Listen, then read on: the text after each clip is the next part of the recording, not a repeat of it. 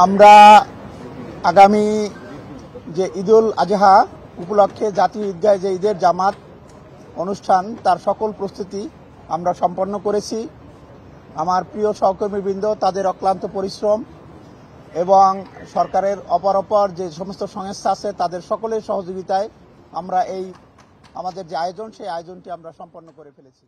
পবিত্র ঈদুল আজহা উপলক্ষে জাতীয় ঈদগাহ ময়দানে ঈদের প্রধান জামাত সুষ্ঠুভাবে আয়োজনের লক্ষ্যে ঢাকা দক্ষিণ সিটি কর্পোরেশন ইতোমধ্যে সব প্রস্তুতি সম্পন্ন করেছে। বৃহস্পতিবার সকাল 10টার দিকে জাতীয় ঈদগাহ ময়দানে আয়োজিত এক সংবাদ সম্মেলনে এই তথ্য জানান ডিএসসিসি প্রশাসক মোহাম্মদ শাহজাহান মিয়া। তিনি বলেন, পবিত্র ঈদুল আজহার প্রধান জামাত শনিবার সকাল 7:30টায় অনুষ্ঠিত হবে। জাতীয় ঈদগাহে এই জামাত হবে। তবে বৈরী আবহাওয়ার কারণে জামাত আয়োজন অনুপযুক্ত হলে বায়তুল মোকাররম জাতীয় মসজিদে সকাল 8টায় প্রধান জামাত অনুষ্ঠিত হবে। ঈদের জামাত আমাদের সকাল 7:30টায় শুরু হবে এখানে।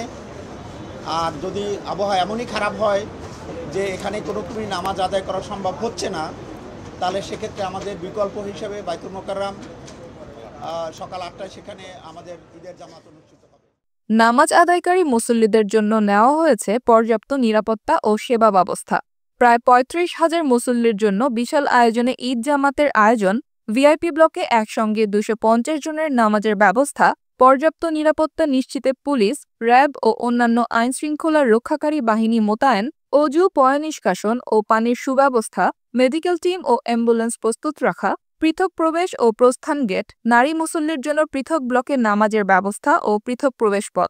আমাদের এ মাঠে প্রায় 35,000 মুসল্লি একসাথে নামাজ আদায় করতে পারবেন এবং তাদের এই ঈদগাহে প্রবেশ করার জন্য আমরা 5টি গেট আছে আমাদের, একটি ভিভিআইপি গেট এবং 4টি সর্বসাধারণের জন্য। তাদের অজু করার জন্য এখানে পানির ব্যবস্থা আছে। আপনার খাবার পানির জন্য সুপেয় পানির আমরা ব্যবস্থা রেখেছি। নিরাপত্তার জন্য আমাদের পুলিশ, র্যাব এবং অন্যান্য যে আইনশৃঙ্খলা রক্ষাকারী বাহিনী তারা সদা তৎপর রয়েছে এবং তাদের যে বাহিনী প্রধান তারা হয়তো পরবর্তীতে আপনাদের সামনে মুখোমুখি হবে এবং তারাও তাদের প্রস্তুতি সম্পর্কে ব্রিফিং দিবেন। ঈদের জামাত, কোরবানি হাট ও বজ্র ব্যবস্থাপনা সুষ্ঠুভাবে সম্পন্ন করার জন্য দক্ষিণ সিটি কর্পোরেশনের সংশ্লিষ্ট কর্মকর্তা-কর্মচারীর ঈদের ছুটি বাতিল করা হয়েছে। কোরবানির হাট ও বজ্র ব্যবস্থাপনার জন্য নগর ভবনের জরুরি পরিচালন কেন্দ্রে একটি নিয়ন্ত্রণ কক্ষ স্থাপন করা হয়েছে।